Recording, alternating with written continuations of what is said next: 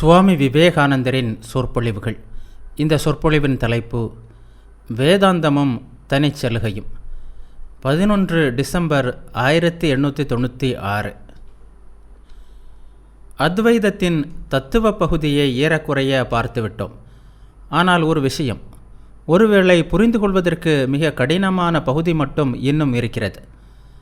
அத்வைதத்தின்படி நாம் நம்மை சுற்றி காணும் எல்லாம் உண்மையில் பிரபஞ்சம் முழுவதுமே ஒன்றேயான அறுதி பரம்பொருளின் பரிணாமமே என்பதை நாம் பார்த்தோம். அந்த பரம்பொருளே சமஸ்கிருதத்தில் பிரம்மம் என்று கூறப்படுகிறது. அதுவே இந்த பிரபஞ்சமாக மாறியிருக்கிறது. இங்கு ஒரு கேள்வி எழுகிறது. குறைவற்ற மாசற்ற ஒன்று எப்படி மாற முடியும்? எது அதை மாற செய்தது? மாறாதது அதன் இயல்பாயிற்றே. மாற்றமே இல்லாத ஒன்று மாறியது என்று கூறுவது முரண்பாடல்லவா? சகுன கடவுளை நம்புபவர்களுக்கு இதே பிரச்சனை எழுகிறது. எடுத்துக்காட்டாக, இந்த படைப்பு எவ்வாறு ஏற்பட்டது? சூன்யத்திலிருந்து ஏற்பட்டிருக்க முடியாது. அது முரண்பாடு. ஒன்றும் இல்லாததிலிருந்து ஒரு பொருள் தோன்ற முடியாது. காரியம் என்பது காரணத்தின் மறு உருவம். விதையிலிருந்து பெரிய மரம் உண்டாகிறது. விதையுடன் தண்ணீரும் காற்றும் சேர்ந்த கலவைதான் மரம். வளர்கின்ற மரம் எவ்வளவு காற்றையும் தண்ணீரையும் உட்கொள்கிறது என்பதை அளக்க ஏதாவது வழி இருக்குமானால் அது காரியம் அல்லது விளைவுக்கு, அதாவது மரத்திற்கு சமமாக இருப்பதை காண முடியும். காரியம் என்பது காரணத்தின் மறு உருவம் என்பதை தற்கால விஞ்ஞானம் நன்றாக விளக்கியுள்ளது. காரணத்தின் பாகங்களினுடைய சேர்க்கை நிலை மாறுவதால் அது காரியமாகிறது.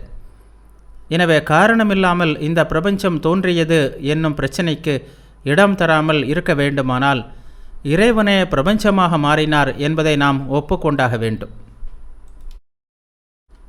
இங்கே நாம் ஒரு பிரச்சனையை விளக்க முயற்சியில் இன்னொன்றில் மாட்டிக்கொண்டோம். எந்த கொள்கையானாலும் சரி, மாறுதலின்மை என்ற அடிப்படையிலேயே கடவுள் கருத்து எழுகிறது. இறைவனை தேடும் முயற்சிக்கு ஒரே அடிப்படை கருத்து சுதந்திரம் என்பதுதான். இதனை நாம் வரலாற்று ரீதியாகவே ஆராய்ந்து கண்டோம். பண்படாத ஆரம்ப நிலையிலுள்ள மதங்களில் கூட சுதந்திரம்தான் நோக்கமாக இருந்ததை காண்கிறோம். சுதந்திரம் என்பதும் மாறுதலின்மை என்பதும் ஒன்றே. சுதந்திரமானது ஒருபோதும் மாறுவதில்லை.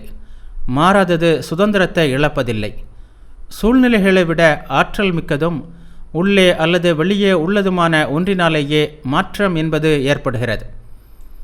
மாறக்கூடிய பொருள் ஒவ்வொன்றும் சில அல்லது பல காரணங்களுக்கு கட்டுப்பட்டே இருக்கிறது.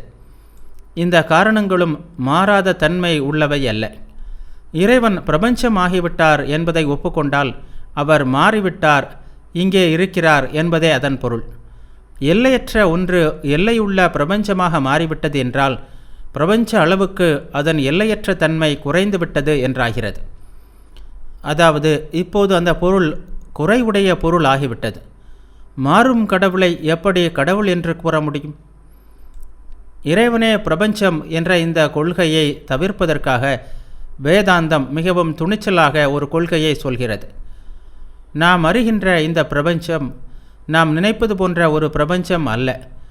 மாறாத பொருள் மாறவில்லை. இந்த பிரபஞ்சம் வெறும் தோற்றமே, உண்மை இல்லை. பகுதிகள், பிரிவுகள், வேறுபாடுகள் எல்லாம் வெறும் தோற்றம் மட்டுமே. உள்ளது உள்ளபடி அல்ல. கடவுள் மாறவே இல்லை. இந்த பிரபஞ்சமாக ஆகவே இல்லை. காலம், இடம், காரண காரியம் இவற்றின் மூலம் பார்க்க வேண்டியிருப்பதாலேயே நாம் அவரை பிரபஞ்சமாக காண்கிறோம். இந்த காலம், இடம், காரண காரியங்கள் தான் வேறுபாடுகளை தோன்ற செய்கின்றன. இது வெறும் தோற்றமே தவிர உண்மை இல்லை. இது உண்மையிலேயே துணிச்சலான கொள்கைதான். இதனை இன்னும் சிறிது விளக்க வேண்டுவது அவசியம். பொதுவாக நாம் கருத்தில் கொண்டிருக்கும் லட்சியவாதம் என்பது அல்ல இது.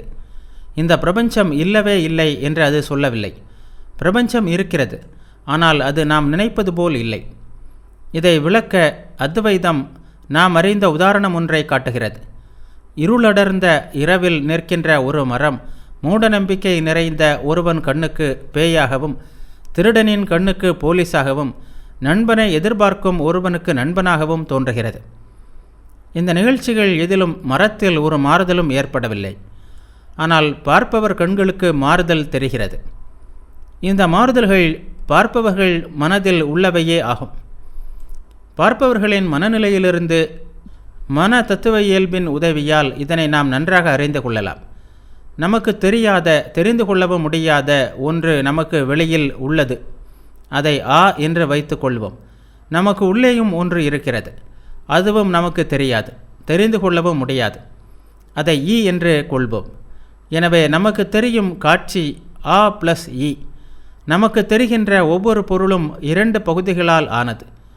வெளிப்பகுதியான ஆவும் உட்பகுதியான ஈயும் ஆ ப்ளஸ் ஈ தான் நாம் அறிகின்ற பொருள். எனவே பிரபஞ்சத்தில் உள்ள ஒவ்வொரு பொருளினுடையவும் ஒரு பகுதி நமது படைப்பு, ஒரு பகுதி வெளியே உள்ள ஏதோ ஒன்று. வேதாந்தம் இந்த ஆ ஈ இரண்டும் ஒன்றே என்று சொல்கிறது. மேலை நாட்டு தத்துவ அறிஞர்கள், குறிப்பாக ஹெர்பர்ட் ஸ்பென்சரும் பிற தற்கால தத்துவ அறிஞர்களும் இதுபோன்ற ஒரு முடிவுக்கு வந்திருக்கிறார்கள்.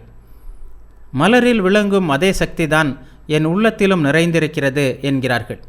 இதே கருத்தைத்தான் வேதாந்திகளும் விவரிக்க விரும்புகிறார்கள். அதாவது புற உலகிற்கு ஆதாரமான உண்மையும் அக உலகிற்கு ஆதாரமான உண்மையும் ஒன்றேதான். அகம் புறம் என்பவை கூட வேறுபாட்டளவில்தான் இருக்கிறதே தவிர அந்த பொருட்களில் இல்லை. உதாரணமாக, நமக்கு 6வது புலன் ஒன்று ஏற்படுவதாக வைத்துக்கொள்வோம். அப்போது உலகம் முழுவதுமே நமக்கு மாறிவிடும். அதாவது மாற்றம் என்பது பொருளில் இல்லை, பார்ப்பவனின் காரணமாகவே பொருள் மாறுகிறது என்பது தெளிவாகிறது. நான் மாறினால் புற உலகமும் மாறுகிறது. எனவே வேதாந்த கொள்கையின் முடிவு இதுதான். நீங்கள், நான், பிரபஞ்ச பொருட்கள் எல்லாம் அந்த பரம்பொருளே தான். அதன் பகுதிகள் அல்ல, முழுமையே ஆகும். நீங்கள் அந்த பரம்பொருளின் முழுமையே. இப்படியே தான் எல்லோரும், எல்லாமும். ஏனெனில் பகுதி என்ற கருத்து இங்கு எழ முடியாது. இந்த வேறுபாடுகள், இந்த எல்லைகள் எல்லாம் வெறும் தோற்றத்தில்தான், பொருளில் இல்லை. நான் குற்றம் குறையற்ற முழு பொருள். நான் ஒருபோதும் எதனாலும் கட்டுப்படவில்லை என்று மிகுந்த துணிவுடன் வேதாந்தம் முழங்குகிறது. கட்டுப்பட்டவன் என்று உங்களை நீங்கள் எண்ணினால் நீங்கள் கட்டுப்பட்டேதான் இருப்பீர்கள்.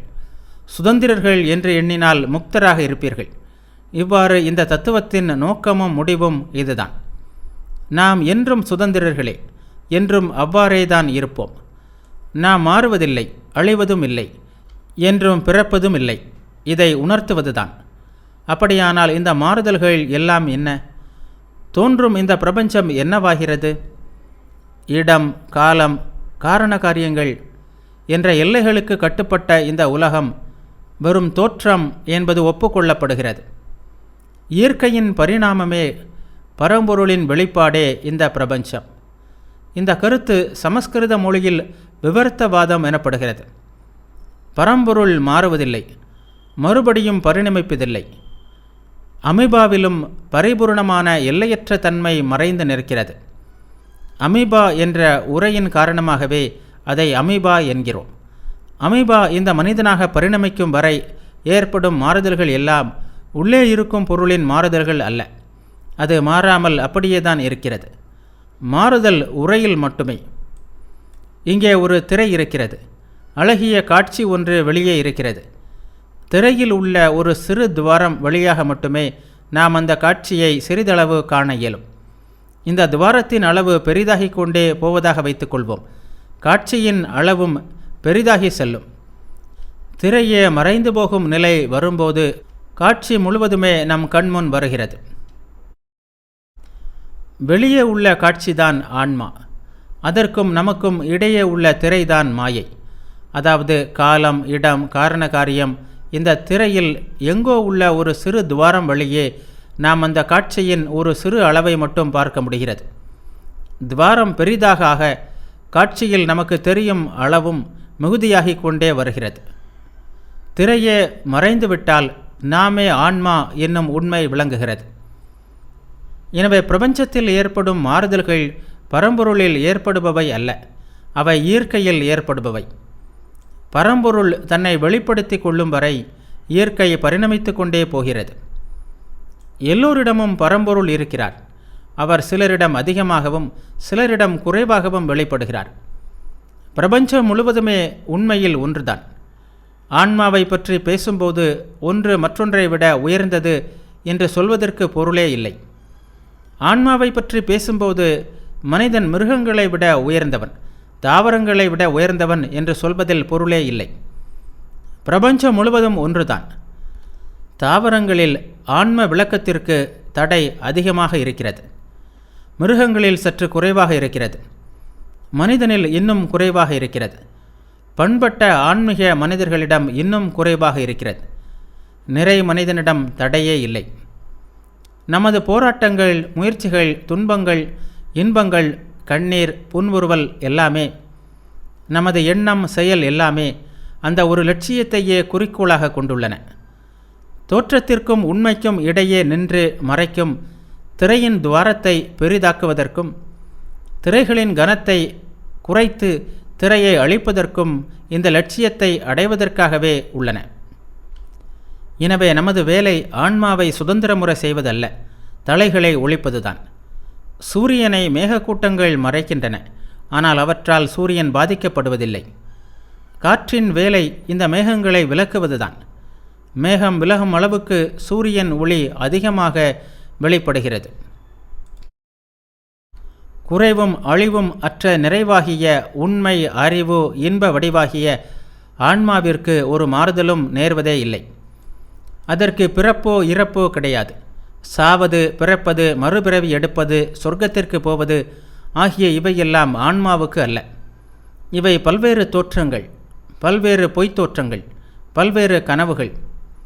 இந்த பிரபஞ்சத்தை பற்றி கனவு காணும் ஒருவன் தீய எண்ணங்களையும் தீய செயல்களையும் பற்றி கனவு காண்பானானால் சிறிது காலத்திற்கு பிறகு இந்த கனவின் நினைப்பே அடுத்த கனவை தூண்டிவிடும். நான் ஒரு பயங்கரமான இடத்தில் இருப்பதாகவும் சித்திரவதை செய்யப்படுவதாகவும் அவன் கனவு காண்பான். நல்ல கருத்துக்களையும் நல்ல செயல்களையும் பற்றி கனவு காண்பவன் அந்த கனவு முடிந்தவுடன் தான் நல்ல ஓர் இடத்தில் இருப்பதாக கனவு காண்பான். இப்படியே ஒரு கனவிலிருந்து இன்னொரு கனவு என்று சென்று கொண்டே இருக்கிறான். ஆனால் கனவுகள் எல்லாமே மறைந்து போகும் காலம் ஒன்று வரும். பிரபஞ்சம் முழுவதுமே ஒரு கனவுதான் என்று உணரும் நிலை எல்லோருக்கும் வந்தே தீரும். அப்போது சூழ்நிலை அல்லது பிரபஞ்ச அனுபவத்தை விட ஆன்மாவே 1000 மடங்கு சிறந்தது என்பது நமக்கு தெளிவாகும். நாம் சூழ்நிலை என்று அழைக்கிறோமே, அதனுடன் நாம் நடத்தும் போராட்டத்தின் விளைவாக ஆன்ம சக்திக்கு முன்னே சூழ்நிலைகள் என்பவை வெறும் சூனியம் என்பதை நாம் உணரும் காலம் வருகிறது. எல்லாம் காலத்தை பொறுத்தது. ஆனால் எல்லையற்றதன் முன் காலம் என்பது வெறும் சூன்யம். அது கடலில் ஒரு துளி நீர் போன்றது. அதனால் நாம் பொறுமையோடு காத்திருக்கலாம். தெரிந்தோ தெரியாமலோ பிரபஞ்சம் முழுவதும் அந்த லட்சியத்தை நோக்கியே சென்று கொண்டிருக்கிறது. சந்திரன் மற்ற வானப்பொருட்களின் ஈர்ப்பாற்றலிலிருந்து விடுபட்டு விலக போராடி கொண்டிருக்கிறது. காலப்போக்கில் ஒரு நாள் அது விடுபட்டே தீரும். உணர்வு பூர்வமாக போராடுபவர்கள் விரைவில் விடுபடுவார்கள். வேதாந்த கருத்தால் நமக்கு நன்றாக விளங்கும் உண்மை ஒன்று உண்டு. அது இதுதான்: இந்த நோக்கில் மட்டுமே பிரபஞ்சம் தழுவிய அன்பு என்பது உண்மையான ஒன்றாக ஆக முடியும். எல்லோரும் அந்த ஒரே முடிவை நோக்கி நம்முடன் பயணம் செய்பவர்களே. மனிதன் மட்டுமல்ல, மிருகங்கள், தாவரங்கள் அனைத்தும் அதை நோக்கியே செல்கின்றன. நல்ல சகோதரன் மட்டும் அன்றி கெட்ட சகோதரனும், ஆன்மீக சகோதரனும், பாவியான சகோதரனும், தாவர சகோதரனும், மிருக சகோதரனும் எல்லோரும் ஒரே முடிவை நோக்கித்தான் போகின்றனர். எல்லோரும் ஒரே ஆற்றில்தான் மிதந்து போகின்றனர். ஒவ்வொருவரும் எல்லையற்ற அந்த சுதந்திரத்தை நோக்கியே விரைகின்றனர். இந்த ஓட்டத்தை நிறுத்த யாராலும் இயலாது. எவ்வளவு முயன்றாலும் பின்னோக்கி போகவும் இயலாது. முன்னோக்கி தான் தள்ளப்படுவர்.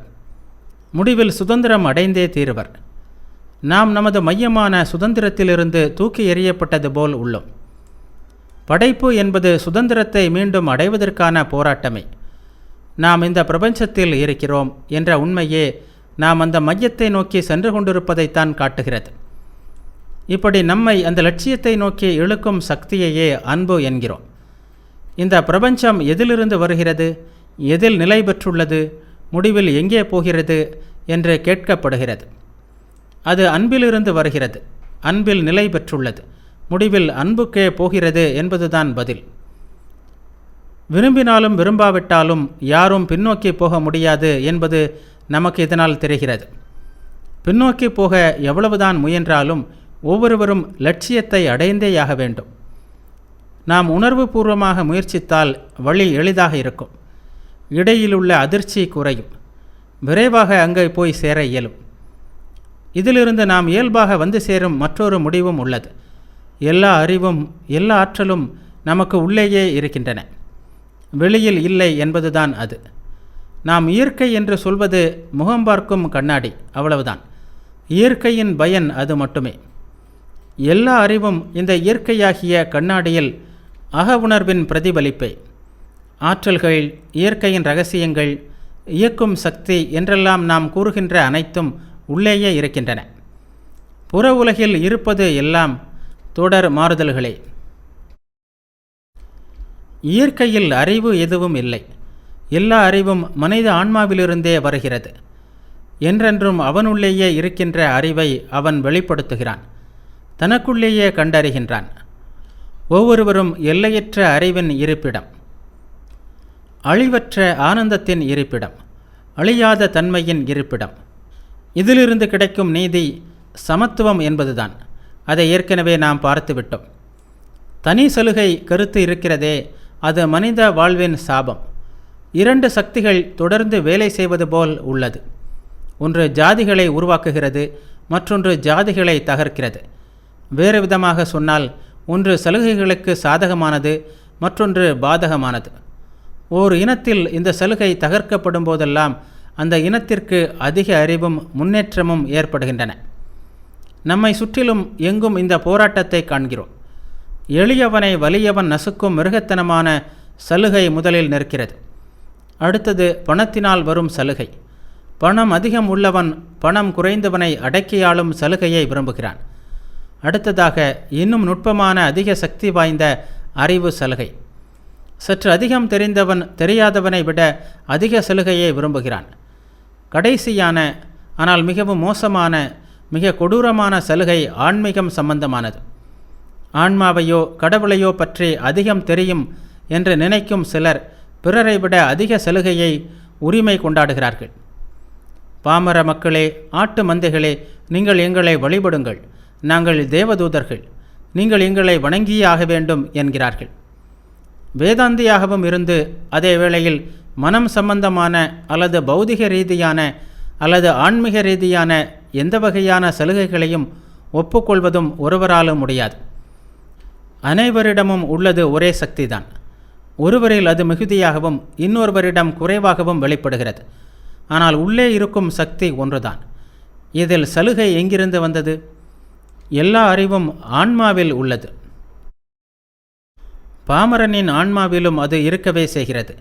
ஒருவேளை அவனுக்கு சாதகமான வாய்ப்புகள் இருந்திருக்காது, சூழ்நிலை அனுகூலமாக இருந்திருக்காது. அதனால் அவனிடம் அது வெளிப்படவில்லை. சாதகமான வாய்ப்பு வரும்போது அவனும் அதை வெளிப்படுத்தவே செய்வான். ஒருவன் மற்றொருவனை விட பிறப்பிலேயே உயர்ந்தவன் என்பதற்கு வேதாந்தத்தில் எந்த அர்த்தமும் இல்லை. ஒரு நாடு மற்ற நாட்டை விட உயர்ந்தது என்பதற்கெல்லாம் வேதாந்தத்தில் இடமே இல்லை. அவற்றை ஒரே சூழ்நிலையில் வையுங்கள். ஒரே வகையான அறிவு வெளிப்படுகிறதா இல்லையா என்பதை பாருங்கள். இப்படி சோதித்து அறியும் முன் ஒரு நாடு மற்ற நாட்டை விட உயர்ந்தது என்று சொல்லும் உரிமை நமக்கு இல்லை. ஆன்மீக விஷயத்தில் எந்த தனி சலுகை கொண்டாடவும் இடமே இல்லை. மனித குலத்திற்கு சேவை செய்வதே ஒரு சலுகைதான். ஏனெனில் அது இறை வழிபாடு. நம் கண்முன் காணும் எல்லா மனிதர்களிலும் கடவுள் இருக்கிறார். அவரே மனிதர்களின் ஆன்மாவாக விளங்குகிறார். எனவே மனிதன் எப்படி தனி சலுகை பாராட்ட முடியும்? இறைவனின் சிறப்பு தூதர் யாரும் இல்லை. முன்பு இருந்ததும் இல்லை, இனி இருக்கப் போவதும் இல்லை. பெரியதோ சிறியதோ எல்லாம் கடவுளின் வெளிப்பாடே. வெளிப்பாட்டின் அளவில்தான் வேறுபாடு இருக்கிறது. என்றென்றைக்குமாக கொடுக்கப்பட்டுள்ள அழிவற்ற அதே செய்தி எல்லோரையும் சிறிது சிறிதாக அடைந்தே தீருகிறது. இந்த அழிவற்ற செய்தி எல்லா உயிர்களின் இதயத்திலும் பொறிக்கப்பட்டிருக்கிறது. அது அங்கே ஏற்கனவே இருக்கிறது. அதை வெளிப்படுத்தவே எல்லோரும் போராடி கொண்டிருக்கின்றனர். தகுந்த வாய்ப்பும் சூழ்நிலையும் உள்ள சிலர் மற்றவர்களை விட சற்று சிறப்பாக வெளிப்படுத்துகின்றனர். ஆனால் அந்த செய்தியை தாங்கியவர்கள் என்ற அளவில் எல்லோரும் சமமே. உயர்வு என்னும் உரிமைக்கு இங்கே இடம் ஏது? பாமரன் ஒருவனும் சரி, ஒன்றும் அறியாத சிறு குழந்தையும் சரி, இதுவரை வாழ்ந்த இறைவனின் தூதனை போன்ற பெருமை உடையவர்களே, இனி தோன்றப்போகும் தூதர்களைப் போன்ற பெருமை உடையவர்களே. ஏனெனில் அழிவில்லாத இந்த செய்தி ஒருபோதும் மங்காதவாறு ஒவ்வொருவர் உள்ளத்திலும் பொறிக்கப்பட்டிருக்கிறது. யார் எங்கே இருந்தாலும் அங்கே அவர்களின் உள்ளத்தில் எல்லாம் மேலான இறைவனின் இந்த செய்தி திகழ்கிறது. எனவே தனி சலுகைகளையெல்லாம் உடைத்தெறிவதே அத்வைதத்தின் பணி. இது மிக கடினமான பணி. இதில் வினோதம் என்னவென்றால், இந்த பணி மற்ற நாடுகளை விட அத்வைதம் பிறந்த நாட்டில்தான் மிக குறைவாக நடைபெறுகிறது. தனி சலுகைகளுக்கென்றே ஏதாவது நாடு இருக்குமானால் அது அத்வைதம் பிறந்த நாடுதான். அங்கேதான் ஆன்மீக சலுகைகளும் பிறப்பு காரணமான சலுகைகளும் மிகுதியாக இருக்கின்றன. ஆனால் பண விஷயத்தில் சலுகை இல்லை. இது நன்மைகளுள் ஒன்று என்று நான் நினைக்கிறேன். ஆனால் பிறப்பு ஆன்மீகம் பற்றிய சலுகைகள் எங்கும் உள்ளன. வேதாந்தத்தை அடிப்படையாக கொண்ட நீதிநெறியை பரப்ப முன்பொரு முறை பலத்த முயற்சி செய்யப்பட்டது. பல நூற்றாண்டுகள் வரை இதற்கு பலன் இருந்தது. அந்த காலமே அந்த நாட்டின் பொற்காலமாக திகழ்ந்ததை வரலாறு காட்டுகிறது. தனி சலுகைகளை உடைத்தெறிய பௌத்தர்கள் செய்த முயற்சியையே நான் குறிப்பிடுகிறேன். புத்தரை துதிப்பதற்காக பயன்பட்ட அழகிய தொடர்களுள் என் நினைவில் உள்ள சிலவற்றை கூறுகிறேன். நீ ஜாதி கட்டுப்பாடுகளை தகர்ப்பவன், தனி சலுகைகளை அழிப்பவன், எல்லா உயிர்களும் சமம் என்று போதிப்பவன். அவர் உயிர்களின் சமத்துவம் என்ற ஒரு கருத்தை வற்புறுத்தினார். பௌத்த பிட்சுக்கள் இந்த போதனையை சற்று தவறாக புரிந்து கொண்டனர். உயர்ந்தவர் தாழ்ந்தவர் என்ற பிரிவினைகளுடன் கூடிய ஒரு சங்கத்தை உருவாக்குவதற்கு இந்த போதனைகளை பயன்படுத்த அவர்கள் பலமுறை முயன்றார்கள். ஆனால் மக்கள் எல்லோருமே தெய்வங்கள் என்று சொன்ன பிறகு அந்த சமுதாயத்தில் மத இயக்கம் எதையும் உருவாக்க முடியாது. மத விஷயங்களில் சுதந்திரம் என்பது வேதாந்த போதனையின் நற்பலன்களுள் ஒன்றாகும். பல நூற்றாண்டுகளாகவே இந்தியர்கள் இந்த சுதந்திரத்தை அனுபவித்து வருகின்றனர். மதம் காரணமாக கொலை மற்றும் கஷ்டங்கள் இல்லாத நாடு அது. அங்கு மத விஷயங்களில் பரிபூர்ண சுதந்திரம் உள்ளது என்று பெருமை அடையலாம். அன்று போலவே இன்றும் வேதாந்தத்தின் அடிப்படையில் உள்ள நல்லொழுக்க வழிகள் அவசியமாக இருக்கின்றன. அறிவு வளர்ச்சி காரணமாக சலுகை பற்றிய கொண்டாட்டம் தலைவிரித்தாடுகின்ற இந்த காலத்தில் இவற்றின் தேவை அதிகரித்து விட்டது என்றே சொல்ல வேண்டும். இறைவன், சாத்தான், அஹுரமஸ்தா, அஹ்ரிமான் என்ற கருத்துக்களில் நல்ல கவிதை இருக்கிறது. கடவுளுக்கும் சாத்தானுக்கும் உள்ள வேற்றுமை சுயநலமின்மையும் சுயநலம் உடைமையுமே ஆகும். கடவுளுக்கு இணையான அறிவு சாத்தானுக்கும் உண்டு. கடவுளுக்கு இணையான ஆற்றலும் அவனுக்கு உண்டு. ஆனால் புனிதம் மட்டும் அவனிடம் இல்லை. அதனால்தான் அவன் சாத்தானாக இருக்கிறான். இதே கருத்தை இன்றைய உலகுடன் பொருத்தி பாருங்கள். மிதமிஞ்சிய அறிவும் வரம்பு கடந்த ஆற்றலும் இருந்து புனிதம் மட்டும் இல்லாவிட்டால் மனிதர்கள் சாத்தான்களாகத்தான் ஆவார்கள். எந்திரங்களும் பிறவும் செய்யப்படுவதால் அளவற்ற ஆற்றல்களை உண்டாக்கி கொண்டனர். அதே வேளையில் உலக வரலாற்றிலேயே காணப்படாத அளவிற்கு இன்று தனி சலுகையும் கோருகின்றனர். அதனால்தான் தனி சலுகைக்கு எதிராக பிரச்சாரம் செய்ய வேதாந்தம் விரும்புகிறது. மக்களுடைய மனங்களின் மீது ஆட்சி புரியும் இந்த கொடுங்கோன்மையை தகர்த்து எறிவதே அதன் நோக்கம். கீதையை படித்தவர்களுக்கு பின்காணும் சிறந்த பகுதிகள் நினைவில் இருக்கும். அறிவுமிக்க பிராமணனையும் பசுவையும் யானையையும் நாயையும் சரி, தாழ்ந்த குலத்தவனையும் சரி யார் சமமாக பார்க்கிறானோ அவரே முனிவர், அவரே ஞானி. இந்த சமத்துவத்தில் யாருடைய மனம் திடமாக பதிந்திருக்கிறதோ அவர் இந்த பிறவியை வென்ற ஜீவன் முக்தனே. எல்லோருக்கும் இறைவன் ஒருவனே. அவன் தூய்மையே உருவானவன், சம நோக்கு உடையவன். எனவே சமநோக்குடன் தூயவர்களாகவும் இருப்பவர்கள் இறைவனில் வாழ்பவர்கள் என்று கூறப்படுகிறார்கள். வேதாந்த நீதிநெறியின் சாரம் எல்லோரும் சமம் என்பதே. புற உலகை ஆள்வது அக உலகம்தான் என்பதை முன்பு கண்டோம். உள்ளம் மாறினால் உலகமும் மாறிவிடும். உங்கள் உள்ளம் தூய்மையானால் உலகமும் தூயதாகியே தீர வேண்டும். இந்த உண்மையை உலகத்திற்கு கூற வேண்டிய அவசியம் முன்பு என்றும் இல்லாத அளவுக்கு இப்போது ஏற்பட்டிருக்கிறது. நாம் நம்மை சுற்றி உள்ளவர்களின் விவகாரங்களில் இப்பொழுது அதிக அக்கறை கொள்ள தொடங்கிவிட்டோம்.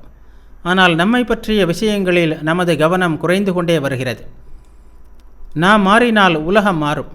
நாம் தூயவர்களானால் உலகமும் தூய்மையாகும். மற்றவர்களிடம் நான் ஏன் தீமையை காண்கிறேன் என்பதுதான் கேள்வி. நான் தீயவனாக இல்லாமல் பிறரிடம் தீமை காண முடியாது. நான் பலவீனனாக இல்லாமல் துன்பப்பட முடியாது. நான் குழந்தையாக இருக்கும் பொழுது எனக்கு துன்பம் தந்தவை இப்போது துன்பம் தருவதில்லை. நான் மாறிவிட்டேன். புறப்பொருட்களும் மாறிவிட்டன. வேதாந்தம் இதைத்தான் சொல்கிறது. தீமைகளுக்கும் துன்பங்களுக்கும் காரணம் என்று இன்று நாம் நினைக்கும் பொருட்களெல்லாம் நாம் சமநோக்கு பெற்ற பிறகு சிரிப்புக்கு உரியவை ஆகிவிடும். இதையே முக்தி, சுதந்திரம் என்று வேதாந்தம் கூறுகிறது. சமத்துவ உணர்வும் சமநோக்கும் நம்மில் மேன்மேலும் மிகும்போது நாம் முக்தியை நெருங்குகிறோம் என்பதற்கான அடையாளம் அது. இன்பத்தையும் துன்பத்தையும் வெற்றியையும் தோல்வியையும் ஒன்றாக பார்க்கும் நிலை முதிர முதிர மனம் முக்தி நிலையை நெருங்குகிறது என்பது பொருள். மனத்தை வெல்வது அவ்வளவு எளிதல்ல. சாதாரண சம்பவங்களாகட்டும், ஆபத்தை பற்றிய சிறு தூண்டுதலாகட்டும், அலையலையாக கிளம்பும் மனம் எத்தகைய குழப்ப நிலையில் இருக்க வேண்டும்? மனதை இத்தகைய மாறுதல்கள் ஆட்கொள்ளும்போது பொறுமை பற்றியோ ஆன்மீகம் பற்றியோ பேசி என்ன பயன்? மனத்தின் இந்த சமநிலை குலைந்த நிலைமையை மாற்ற வேண்டும். புறசக்திகள் இவ்வளவு தாக்கும்போது புற உலகம் நம் உள்ளத்தை எவ்வளவு தூரம் பாதிக்க இயலும்? அப்போதும் நாம் நம் இயல்பிலேயே காலூன்றி நிற்க முடியுமா என்று நம்மை நாமே ஆராய்ந்து பார்த்து கொள்ள வேண்டும். உலகத்தின் எல்லா சக்திகளும் சேர்ந்தாலும் நம்மை நிலை குலைக்க முடியாத நிலையை சாதித்தால்தான் நாம் சுதந்திரம் பெற்றவர் ஆவோம். அதற்கு முன்பு அல்ல. இதுதான் முக்தி அல்லது மோட்சம். இது இங்கேயே இவ்வுலகிலேயே கிடைக்கக்கூடியது, வேறெங்கும் அல்ல. அது இந்த கணத்திலேயே கிடைக்கக்கூடியது. இந்த சமநோக்கு என்ற கருத்திலிருந்து ஊற்றிலிருந்து தான் பல அழகிய எண்ணங்களாகிய ஆறுகள் உலகில் பாய்ந்திருக்கின்றன. இவற்றுள் பல தவறாக புரிந்து கொள்ளப்பட்டிருக்கின்றன. ஒன்றுக்கொன்று முரண் போலவும் தோன்றியிருக்கின்றன. துணிவுமிக்க வியப்பை தருகின்ற மகான்கள் பலரை ஒவ்வொரு நாட்டிலும் நாம் காண்கிறோம். இவர்கள் புற உலக தலைகளை அறுத்து எறிந்துவிட்டு காடுகளுக்கும் குகைகளுக்கும் தியானம் செய்ய போய்விடுகிறார்கள். இது ஒரு கருத்து. மற்றொரு புறம் அறிவும் ஆற்றலும் மிக்க சிலர் சமுதாயத்தில் தோன்றி தங்கள் சகோதரர்களான ஏழைகளையும் துன்பப்படுபவர்களையும் நல்ல நிலைக்கு உயர்த்த முயல்வதை காண்கிறோம். மேற்பார்வைக்கு இந்த இரண்டும் ஒன்றுக்கொன்று முரணானவை போல் தோன்றுகின்றன. தன் சகோதரர்களை விட்டு விலகி குகைகளில் வாழ்பவன் தன் சகோதரர்களை சீர்திருத்த முயல்பவனைக் கண்டு சிரிக்கிறான். இந்த முயற்சி எவ்வளவு முட்டாள்தனமானது! நமக்கு அங்கே என்ன வேலை இருக்கிறது? மாய உலகம் எப்போதும் மாய உலகமாகவே தான் இருக்கும். அதனை மாற்ற இயலாது என்கிறான் அவன். இந்தியாவில் உள்ள ஒரு புரோகிதரிடம் வேதாந்தத்தில் உங்களுக்கு நம்பிக்கை உண்டா என்று கேளுங்கள். அதுதான் என் மதம், அதுவே என் உயிர், நான் எப்படி அதை நம்பாமல் இருக்க முடியும் என்று அவர் சொல்வார். அப்படியானால் சரி, எல்லா உயிர்களும் சமம், எல்லாம் சமம் என்பதை நீங்கள் ஒப்புக்கொள்கிறீர்களா என்று கேட்டால் நிச்சயமாக நான் ஒப்புக்கொள்கிறேன் என்பார். அடுத்த கணமே தாழ்ந்த குலத்தினன் ஒருவன் தெருவில் எதிர்பட்டு விட்டால் போதும், ஒரு பக்கமாக தாவி குதித்து அவனிடமிருந்து விலகி ஓடுகிறார்.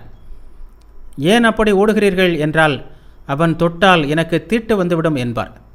இப்பொழுதுதானே நாம் எல்லோரும் ஒன்று என்று சொன்னீர்கள், ஆன்மாக்களுக்குள் வேறுபாடு இல்லை என்பதை ஒப்புக்கொண்டீர்கள் என்று கேட்டால், அதுவா, இல்லறத்தார்களுக்கு அந்த தத்துவம் கொள்கை அளவில்தான். நான் காட்டிற்கு சென்று வாழும்போது எல்லோரையும் சமமாக பார்ப்பேன் என்பார்.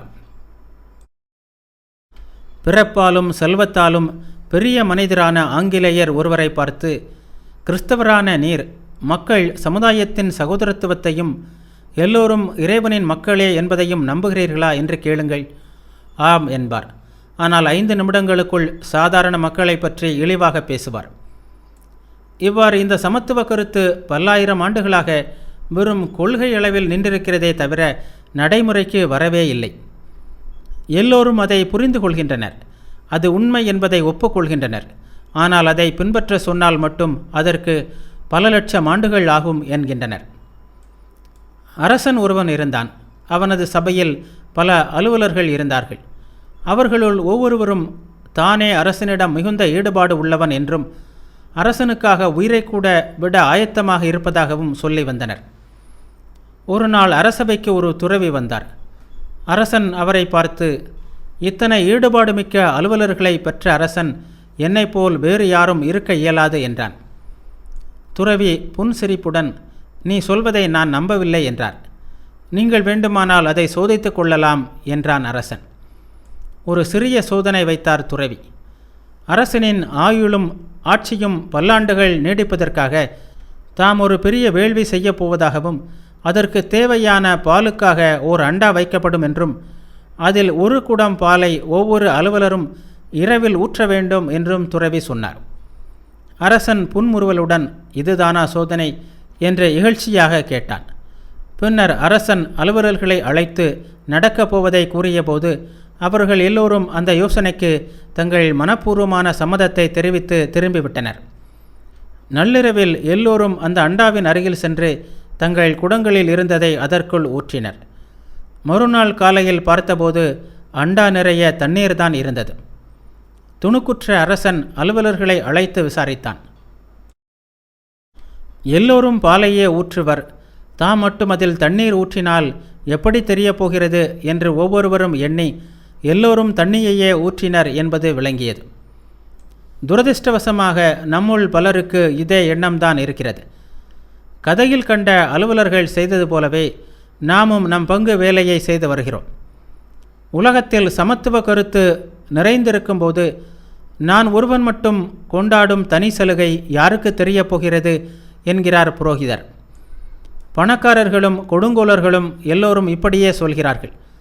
நற்கதி அடைவதற்கு கொடுங்கோலர்களை விட கொடுமைக்கு உட்பட்டவர்களுக்கு அதிக வாய்ப்பு இருக்கிறது. கொடுங்கோலர்கள் முக்தி பெற நெடுங்காலம் ஆகும், மற்றவர்களுக்கு அவ்வளவு நாள் தேவையில்லை. குள்ளநெறியின் கொடுமை சிங்கத்தின் கொடுமையை விட தீவிரமானது. சிங்கம் ஒரு அறை அறைந்துவிட்டு சும்மா இருந்து விடுகிறது. குள்ளநெறியோ தான் கொல்ல விரும்பும் பிராணியை விடாமல் தொடர்ந்து சென்று சமயம் கிடைக்கும் போதெல்லாம் கடித்து கொண்டே இருக்கிறது. புரோகித தொழிலில் இயற்கையாகவே கொடுமையும் இரக்கமற்ற தன்மையும் கலந்திருக்கின்றன. புரோகிதர்களின் ஆதிக்கம் உயரும்போது மதம் சீரழிவதற்கு இதுதான் காரணம். தனி சலுகை என்னும் கருத்து ஒளிந்தால்தான் மதம் என்பதே தோன்றும் என்று வேதாந்தம் கூறுகிறது. அதற்கு முன் மதம் என்பதே இல்லை. உங்களிடம் உள்ளதை எல்லாம் விற்று ஏழைகளுக்கு கொடுத்து விடுங்கள் என்று இயேசு போதித்ததை நீங்கள் நம்புகிறீர்களா? நடைமுறையில் செய்யக்கூடிய சமத்துவ கருத்து இது. உபதேசங்களை சிதைத்து திரித்து பொருள் கொள்ளும் அவசியம் இங்கே இல்லை. உண்மையை உள்ளபடி அவர் கூறியுள்ளார். சாஸ்திரங்களை சிதைத்து பொருள் கொள்ள முயலாதீர்கள். அவர் கூறுவதை கேட்க வந்த சில யூதர்களுக்காகவே இந்த உபதேசம் வழங்கப்பட்டது என்று கூறுகிறார்கள். இதே நியாயம் மற்றவர்களுக்கும் பொருந்தும். சாஸ்திரங்களை சிதைக்காதீர்கள். துணிவுடன் உண்மையை உள்ளபடி எதிர்கொள்ளுங்கள். நாம் இதில் வெற்றி பெற முடியாவிட்டால் நமது பலவீனத்தை ஒப்புக்கொள்வோம். அதற்காக லட்சியத்தை அழித்துவிடக்கூடாது. என்றாவது அதை அடைய முடியும் என்ற நம்பிக்கையுடன் அதற்காக முயல்வோம். உபதேசம் இதோ இருக்கிறது. உங்களிடம் உள்ளதையெல்லாம் விற்று ஏழைகளுக்கு கொடுத்துவிட்டு என் பின்னால் வாருங்கள். இவ்வாறு ஒவ்வொரு சலுகையையும் அதற்கு காரணமாக நம்முள் இருக்கும் ஒவ்வொன்றையும் தூக்கி எறிந்துவிட்டு எல்லா மக்களையும் சமமாக நினைக்கும் ஞானத்தை பெற முயல்வோம். நீங்கள் சிறிது நாகரிகமாக பேசுவதால் தெருவில் போகும் மனிதனை விட உயர்ந்தவர்கள் என்று உங்களை எண்ணிக்கொள்கிறீர்கள். நீங்கள் இப்படி நினைக்கும்போது முக்தியை நோக்கி முன்னேறுவதில்லை. மாறாக உங்கள் விலங்கிற்கு இன்னொரு வளையத்தை தயாரித்துக் கொள்கிறீர்கள் என்பதை நினைவில் வையுங்கள். எல்லாவற்றிற்கும் மேலாக ஆன்மீகத்தில் நான் உயர்ந்தவன் என்ற அகங்காரம் மட்டும் உங்கள் உள்ளத்தில் புகுந்துவிட்டால் பிறகு உங்களுக்கு நேர்வது பெரும் கேடுதான். இந்த எண்ணம் மிக கடுமையான விலங்காக முடியும். பணமோ வேறு எந்த வகை பற்றோ இவ்வளவு தூரம் மனிதனை பந்தப்படுத்த முடியாது. நான் மற்றவர்களை விட தூய்மையானவன் என்ற எண்ணம் ஒருவனுக்கு ஏற்படக்கூடிய கொடிய எண்ணங்களிலெல்லாம் கூடியது. எந்த விதத்தில் நீங்கள் தூயவர்கள்? உங்களிடமுள்ள இறைவன் எல்லோரிலும் இருக்கிறார். இதை நீங்கள் அறியாவிட்டால் நீங்கள் ஒன்றையும் அறிந்தவர்கள் ஆக மாட்டீர்கள். எப்படி வேறுபாடு இருக்க இயலும்? எல்லாம் ஒன்றுதான். ஒவ்வொரு உயிரும் பரமாத்மாவின் கோயிலே. இதை நீங்கள் உணர்ந்தால் சரி. இல்லையானால் இன்னும் ஆன்மீக விழிப்பு உங்களுக்கு உண்டாகவில்லை.